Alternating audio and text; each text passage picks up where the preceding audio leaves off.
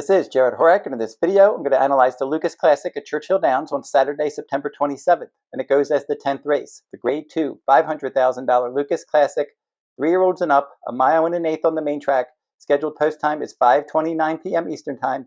Now we're going to meet the field. Number 1 in here is Willy D's, and he should be forwardly placed from the inside post. Michael Maker is the trainer. Luis Saez is going to ride. He exits a runner-up finish in the Grade 2 Charlestown Classic. Number 2, Hit Show, won this race last year for trainer Brad Cox. And Florent Giroux, his regular rider, is going to ride back. Now, he exits a victory in the West Virginia Governor's Stakes, and he also won that race last year prior to winning this event. He'll try to get involved from off the pace. Number 3, Rattle and Roll, is a late runner for trainer Kenny McPeak. This is his first start since finishing up the track in the Dubai World Cup. Hit Show won that event, and he's finished in the top 3 in 8 of 9 starts at Churchill Downs with 4 victories. So this late runner might not get enough pace help in this event, and he might need the race, his first start since the spring. Number 4 is Prince of Power. This one is going to be forwardly placed, but I don't know that he's going to be around at the end. He's just 3 for 21 overall, 1 for 13 on fast dirt. So he'll get out there, he'll be part of the pace, but I think he's going to get tired in the stretch. Number 5, Mystik Dan. Now he likes Churchill Downs. He's 3 for 5 at Churchill, and he won the Grade 3 Blame Stakes at Churchill at a mile and an eighth in May.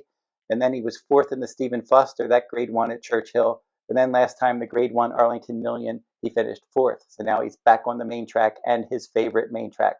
Number 6, Disarm. He hasn't won a stakes race since 2023. He's got a couple of optional claiming wins, one last year and one this year. But in the stakes ranks, he's usually up against it a bit. He was 3rd in the Grade 1 Whitney a couple starts back, and the Jockey Club Gold Cup last year, he was 3rd there as well. So it's not impossible that he would hit the board. He was 4th in this event in 2024. Number 7, Banishing. This one for trainer David Jacobson, and Tyler Gaffleone's going to ride. He exits back-to-back stakes wins, including a victory in the Charlestown Classic last time out. He's fairly consistent. He's run a lot of races this year, 9 starts with 4 wins and 4 runner-up finishes. So he probably will give a good account of himself, just like he has been doing all year. Now, they do offer exacta, trifecta, superfecta, and super high 5 wagers in this event. So since they offer super high 5, I will give out my top 5 contenders. And we'll start with the horse that I picked to finish 5th. That is Rattle and Roll, and he is the 3.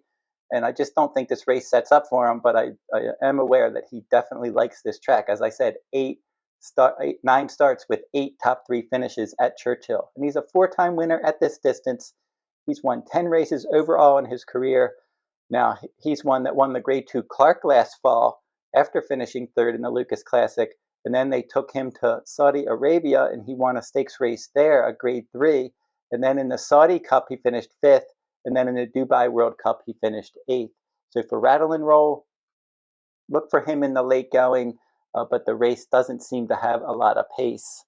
The horse that I picked to finish 4th, that's going to be the 2, and that is Hit Show. And for Hit Show, he's capable of winning this event. He's 10 for 20 lifetime, so he's a horse that has a nose for the wire. He's won twice at Churchill Downs. He's a 4-time winner at a mile and an eighth. He won multiple graded stakes races last year, including, as I mentioned, that Grade 3 West Virginia Governors, the Lukas Classic, the Fayette Stakes.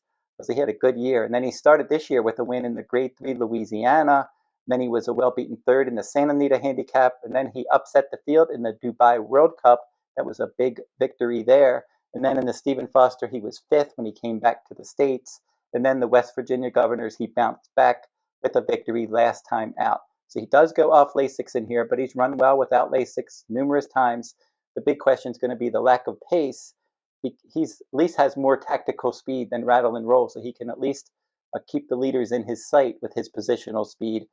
But he'll probably have to step it up a little bit to beat this field just based on that lack of pace. The horse that I picked to finish 3rd, I will go to the outside. That's number 7, Banishing. And Banishing, as I said, 8 exacta finishes this year from 9 starts. So he's really having a good year with 4 victories, including those back-to-back stakes wins. Looked good in the Charlestown Classic last time out. He's versatile as well, and he can run any distance. He's won at 6.5 furlongs. He's won at a mile before. He won last time at 1.125 miles at that Bull Ring Oval at Charlestown. He's won at 6 furlongs, so he can sprint, he can route, he's versatile, he can be up on the pace, he can close. And from that outside post, Tyler Gaffalione will figure out what kind of trip he wants to work out. Wouldn't be surprised if he ended up running another big race here. Horse that I picked to finish second, that's the 5, Mystik Dan. And I know that he loves Churchill. He won the Kentucky Derby in 2024 at Churchill as an 18-1 outsider. He had that good inside ground saving trip, and that's usually the key for Mystik Dan. If he can sit behind the speed and work out that good ground saving trip, he'll usually run a quality race. He was second in the Preakness last year. Then he went off form in the Belmont, the Malibu, the Pegasus World Cup. Then he started coming back around again, and then he won the Grade 3 Blame Stakes at Churchill at 1.125 miles with that good inside tactical trip. In the Stephen Foster, he had that decent inside trip, but he was just outclassed there against Mindframe, Sierra Leone.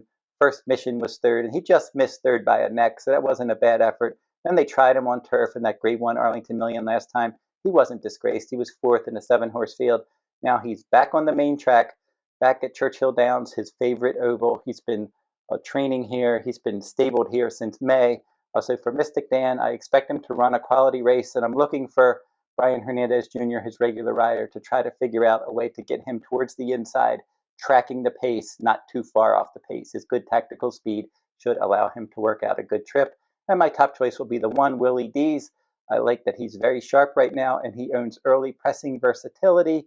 And then also, since he's been claimed by Mike Maker, he claimed him for $50,000 back on March 23rd. And ever since then, he's finished in the top 3 in all 5 starts, including a couple victories. A stakes victory at Horseshoe Indy on July 5th. And then last time out in that Charlestown Classic, a good second, clearly second best behind Banishing. So with that inside post, a race with not a lot of pace, I'm looking for, as I said, the long shot Prince of Power to be out there, possibly setting the pace. Willy D's will either track him, or from the inside post, if Prince of Power isn't able to get out there, I can see Willy D setting the pace in here, possibly controlling the pace. So he's sharp. He's been earning some nice speed ratings in his last few starts. And with Luis Saez aboard, his winning rider, he rode him to victory at Saratoga at 1.125 miles on June 5th, and he was aboard for that Charlestown Classic last time out. So I think Saez will have him in a good early pressing spot from that inside post, and he'll get the jump on his main competition. Horses like Hit Show, they're going to need some pace help. And Willy D should be in front of him turning for home. He'll probably be in front of a Rattle and Roll as well, trying to rally late. Mystik Dan even. Willy D should be in front of him as well. And then with Banishing breaking from the outside post, Willy D's possibly could be able to get in front of him as well and have the jump turning for home. And we'll just find out if he's good enough. If he's good enough to win this Grade 2 race, maybe he'll offer a little bit of value as well. So Willy D's is my top choice in the 2025 Lukas Classic. And if you're interested in my full card analysis, I'm offering full cards at Santa Anita Park for their autumn meet from September 26th through October 26th. And then after that, I'm going to be doing full cards at Del Mar for their fall meet, October 30th through November 30th, including both Breeders' Cup days on October 31st and November 1st. Also, I'm going to be having some bonus Saturday full cards. I'm going to be doing some full cards at Keeneland this fall. So go over to the runawayhorse.com on my shop page if you're interested in my full card analysis and to see my full card schedule. And I will include a link to that shop page in the video description below. And don't forget to like, comment, and share these videos if you like them. Subscribe to my channel as well. It's free to subscribe. And until I see you next time, good luck at the races.